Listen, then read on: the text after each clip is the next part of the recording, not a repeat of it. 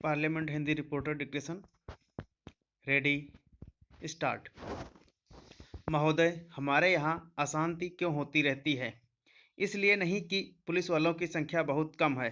अशांति इसलिए होती रहती है कि समाज में ऊंच नीच है और लोग अनुभव करते हैं कि उन्हें न्याय नहीं मिल रहा है। कानून और व्यवस्था की समस्या केवल भारत में ही नहीं है। मैं आपसे अमेरिका की ओर देखने को कहूँगी। मैं कहूँगी कि आप अन्य अनेक विकसित देशों की ओर निगाह डालें, जहाँ ना पैसे की कमी है, ना रोजगार की, ना दुनिया के सुख साधनों की। मैं आपको विश्वास दिला सकती हूँ कि एक अकेली स्त्री जितने सुरक्षित भाव से कोलकाता या दिल्ली की सड़कों से गुजर जाती है, उतनी उन देशों के अनेक शहरों से नहीं गुजर सकती। गुजरात को क्या सहायता दी गई? क्या आपने इसके आंकड़े देखने का कष्ट किया है? मैं यहाँ कागज पत्र लेकर नहीं आई हूँ, लेकिन मैं कह सकती हूँ कि गुजरात को भारत के कई राज्यों की अपेक्षा अधिक सहायता मिली है। आपने एक या दो विशेष परियोजनाओं की चर्चा की है।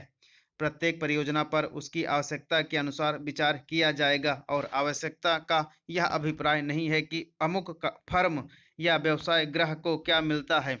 आवश्यकता का आशय यह है कि उससे देश को अपने पांव पर खड़े होने में सहायता मिलती है या नहीं। हम उर्वरकों की आवश्यकता है। हम उन्हें प्राप्त करने के लिए सभी संभव उपाय कर रहे हैं, लेकिन हम विदेशी कंपनियों के हाथ बिक कर उर्वरक नहीं पाना चाहते और जब तक मैं सत्तारूढ़ हूँ, मैं ऐसा नहीं होने दूंगी, चाहे कैसा भी दबाव क्यों न पड़े। अगर आप चीखना चाहते हैं तो विश्वास रखिए, आप मुझसे ज़्यादा जोर से नहीं चीख सकते। इसका मुझे आपसे कहीं ज़्यादा अनुभव है। प्रत्येक मामले को तब तय किया जाएगा जब वह विचार के लिए उठाया जाएगा। जहां तक टाटा परियोजना का संबंध है, वह योजना अभी सरकार के सामने नहीं आई है। यदि वह आएगी तो उस पर वैसी अन्य योजनाओं की तरह समुचित विचार किया जाएगा। अतीत में हमने कई बातों पर जल्दबाजी से काम लिया और आज हम उसका फल भुगत रहे हैं। आप महानुभावों को इस पर लिखी गई अनेक पुस्तकों के नाम बता सकती हूँ, जिनके लेखक ना तो भारतीय हैं और ना ही आदर्शवादी।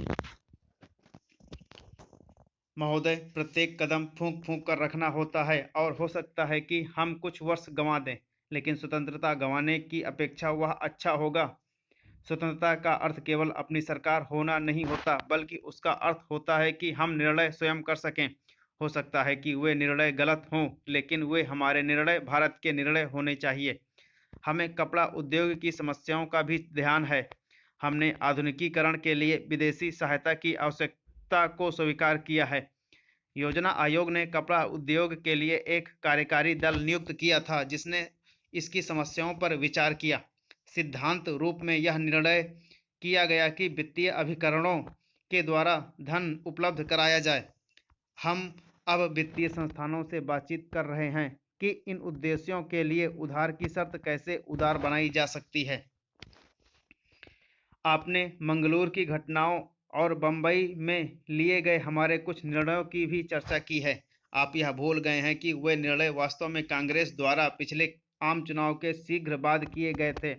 उन पर कार्यसमिति में विचार विमर्श और एक राय से सहमत हुई थी और बाद में उन्हें अखिल भारतीय कांग्रेस कमेटी ने स्वीकार किया था।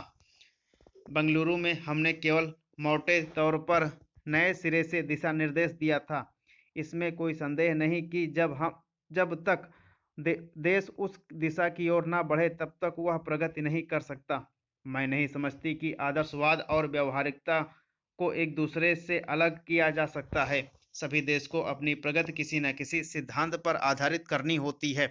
प्रश्न केवल यह नहीं है कि भारत में क्या हो रहा है, बल्कि प्रश्न परिवर्तन की उस लहर का है जो दुनिया भर में देखी जा सकती है।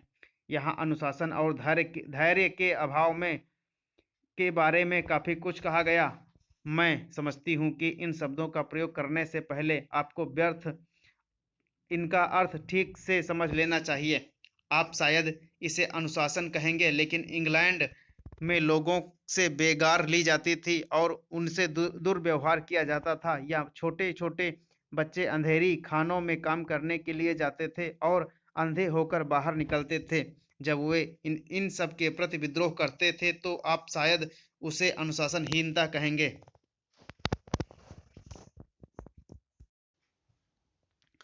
महोदय, पिछले 50-55 वर्षों से हम खादी संबंधी कार्यक्रम को कार्यान्वित करते आ रहे हैं। इस कार्य की ओर हमने पर्याप्त ध्यान दिया है और हम में से कुछ ने तो पर्याप्त समय भी दिया है। सबसे बड़ी कठिनाई मिल के बने कपड़ों से प्रतियोगिता का ही है। एक और कठिनाई यह भी है कि सदा इतनी खादी उपलब्ध नहीं होती जितनी की उसकी मांग रहती है। खादी का आर्थिक आधार भारतीय जीवन संबंधी कुछ मौलिक तथ्य हैं। हमारा देश कृषि प्रधान देश है, जहां अधिकांश लोग किसी न किसी रूप में खेती-बाड़ी से अपना निर्वाह करते हैं। यदि आप एक किसान के जीवन पर दृष्टि डालें तो आप यह देखिएगा कि उसका खेत बड़ा हो या छोटा, वह और उसका परिवार वर्ष भर के बराबर खेती के काम में ही व्यस्त रहता है। उसे काफी समय बेकार रहना पड़ता है। दूसरे रोजगार की खोज में वह अपना घर छोड़कर नहीं जा सकता, क्योंकि खेती के काम में कभी-कभी निरीक्षण की आवश्यकता होती है। यदि बेकारी का वह सब समय जब किसान व्यस्त नहीं होता खादी तैयार करने के काम में लगाया जाए तो देश भर की आवश्यकता के अनुसार खादी मिल सकती है। ऐसी अवस्था में कोई भी कम मजदूरी का प्रश्न नहीं उठाएगा, क्योंकि यह काम तो ऐसे समय में किया जाएगा जो बिल्कुल खाली होगा। उस खाली समय में किसान कुछ न कुछ कमाएगा ही, और वह कमाई ऐसी भी नहीं कि उसका कुछ मूल्य भी ना हो।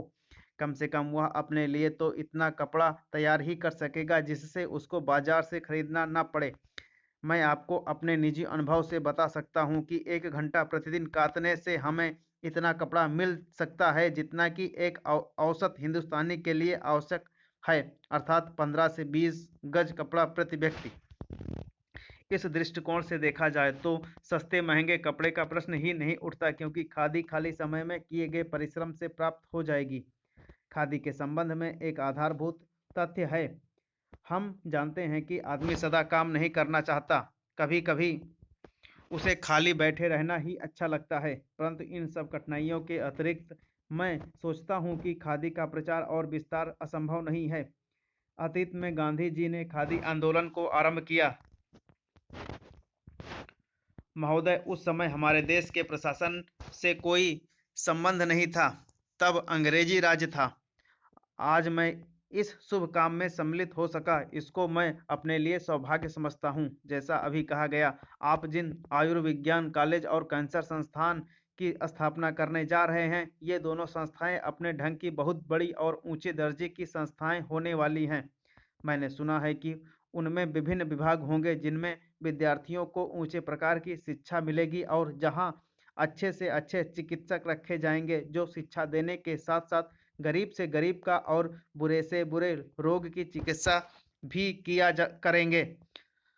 सभी आयुर्विज्ञान कॉलेजों में यही स्थिति होती है कि जो वहाँ पढ़ाते हैं वे रोगियों को भी देखते हैं और वहाँ के विद्यार्थी भी पढ़ने के साथ साथ रोगियों को देखते हैं। इस प्रकार उनको साथ ही साथ व्यवहारिक ज्ञान भी मिलता जाता है। जिस संस्था में जितने अच्छे शिक्षक होंगे, उस संस्था से विद्यार्थी उतने ही अच्छे निकल सकते हैं। जहाँ जितनी अधिक सुविधा होगी, उन संस्थाओं से लोग अधिक से अधिक लाभ भी उठा सकते हैं। आजकल यह एक आश्चर्य की बात है, पर बात सही है कि संसार में विज्ञान में बहुत प्रगति कर रहा है, विशेषकर औषध तथा चिकित्सा के संबंध में।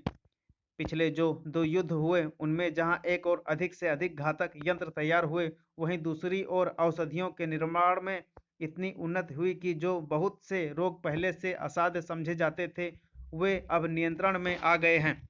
इससे फल यह निकलता है कि विज्ञान की प्रगति में कोई दोष नहीं है।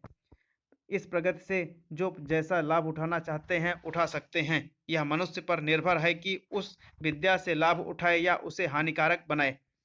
यह आश्चर्य और दुख की बात है, जहां एक ओर इस विज्ञान द्वारा आज इतने लोगों को भयंकर से भयंकर रोगों से मुक्ति मिल रही है, वहां उसी विज्ञान द्वारा लोगों का जीवन संकटमय हो गया है।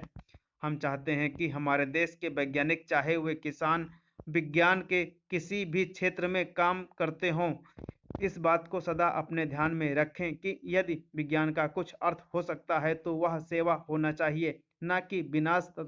तभी भावी प्रगति होगी।